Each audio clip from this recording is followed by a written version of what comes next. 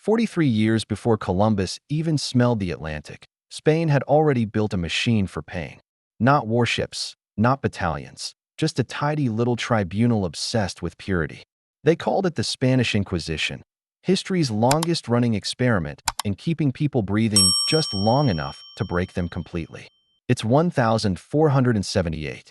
Ferdinand and Isabella have finally pushed the Moors out of Granada, and Spain looks unified, at least on parchment. On the ground, you've got Jews whispering Hebrew, Muslims praying toward Mecca, and new Christians who still dress like they're headed to Friday mosque. Too many accents, too many secrets. The crown's fix? An inquisition that answers only to the monarchs, not to the Pope. Tribunals pop up overnight in Seville, Jaén, Córdoba.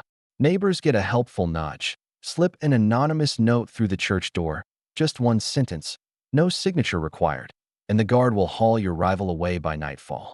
Cells beneath the Alcazar are barely shoulder-wide. You fall asleep standing, wake up standing, and still have no idea who ratted you out. Picture Sunday Mass. Everyone's knees are sore, incense is thick, and the priest drops the Edict of Grace. Translation: confess your own heresy now or tattle on someone else. Either way, someone's going home in chains. If you're pointed at, hooded guards appear at your door at 2 a.m.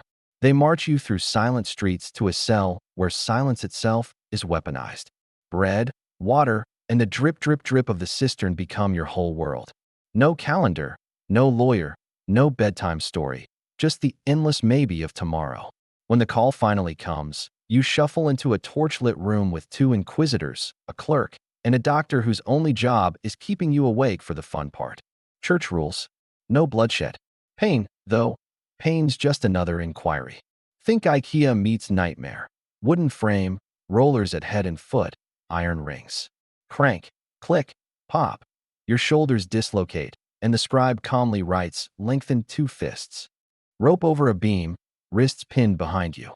Hoisted up, dropped half a meter, shoulders shred. 3 drops is standard. 5 and you'll never hoist a wine jug again. Linen shoved down your throat. Water poured slow from a copper jar. The cloth swells. Air vanishes.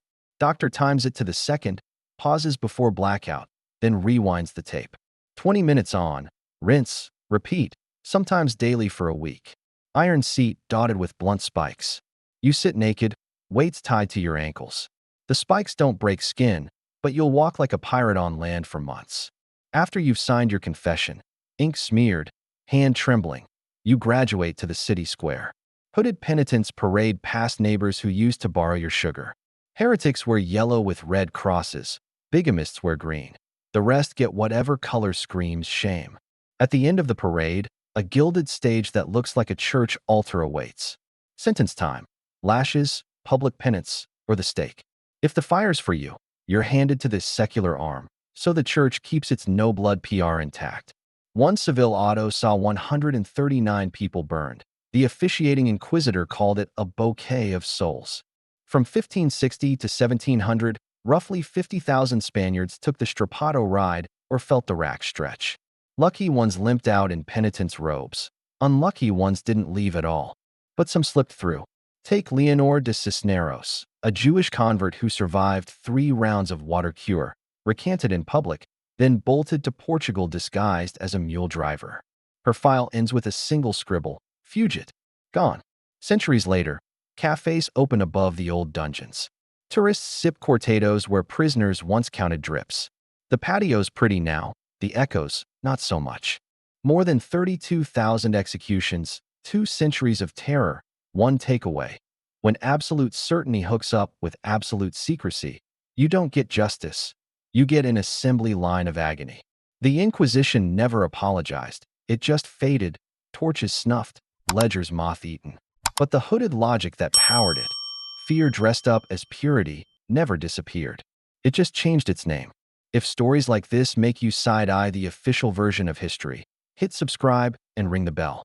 Dark corners have great Wi-Fi. Thanks for watching. See you in next video.